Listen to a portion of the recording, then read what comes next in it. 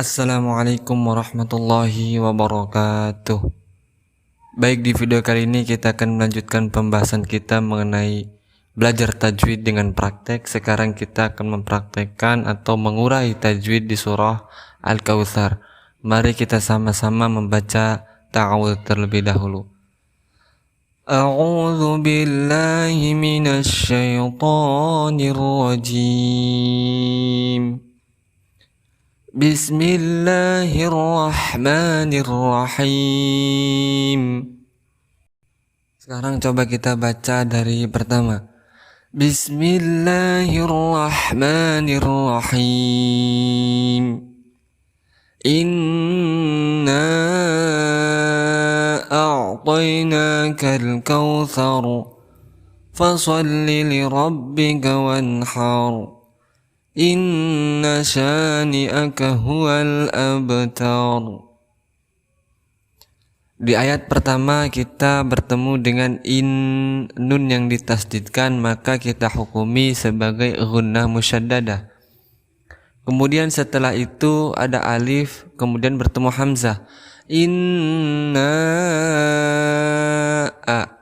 di sini dihukumi sebagai mad jaiz munfasil karena ada huruf martabai yaitu alif bertemu dengan hamzah di lain kalimat, maka dipanjangkan boleh 2 sampai 6 harokat.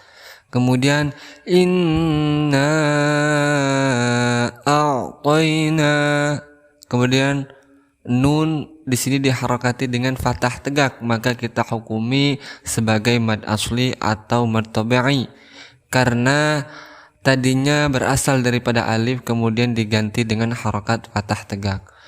Inna a'tainakal, kemudian di sini ada alif lam dibaca jelas, maka kita hukumi sebagai al-qamariyah. Kenapa? Karena ada huruf alif lam bertemu dengan huruf al-qamariyah yaitu kaf, maka dibaca jelas.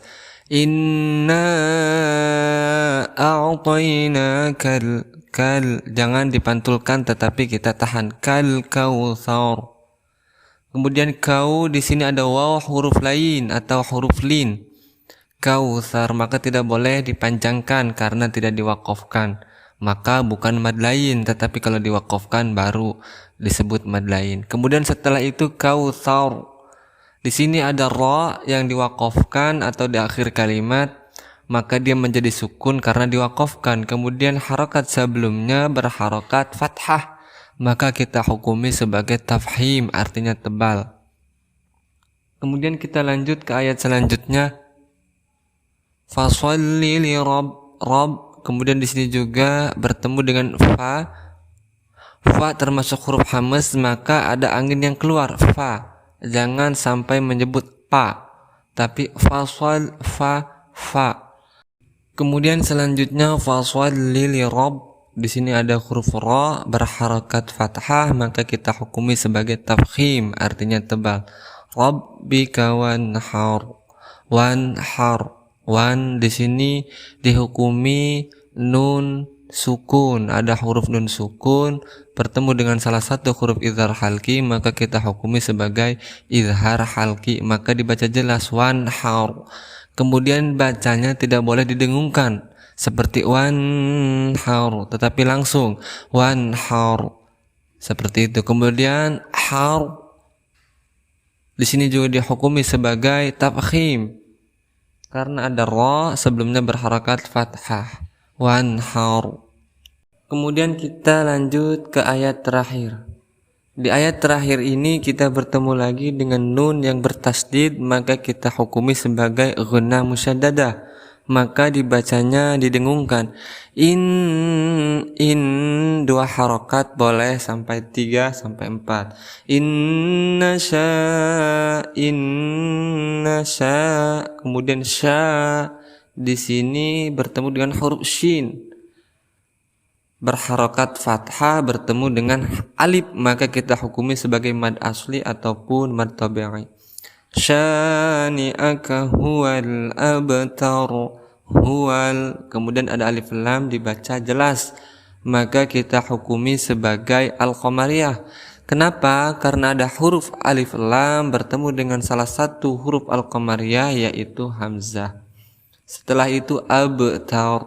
Kemudian ada huruf qalqalah, sukun di tengah-tengah kalimat, maka kita hukumi sebagai qalqalah sughra, maka tidak boleh memantulkannya secara berlebihan, tetapi secara sedikit saja, abtar. Kemudian tar, ra yang diwakafkan, sukun karena diwakafkan, kemudian sebelumnya berharakat fathah, maka kita hukumi sebagai tafhim. Coba kita baca, inna syani'aka huwal abtar. Coba sekarang kita baca dari ayat pertama. Bismillahirrahmanirrahim. Inna a'tainakal kautsar fasholli lirabbika wanhar inna syani'aka huwal abtar. Oke, sampai di sini dulu pembahasan kita kali ini. Mari kita sama-sama membaca Shadaqallahul Azim. Kami ucapkan wassalamualaikum warahmatullahi wabarakatuh.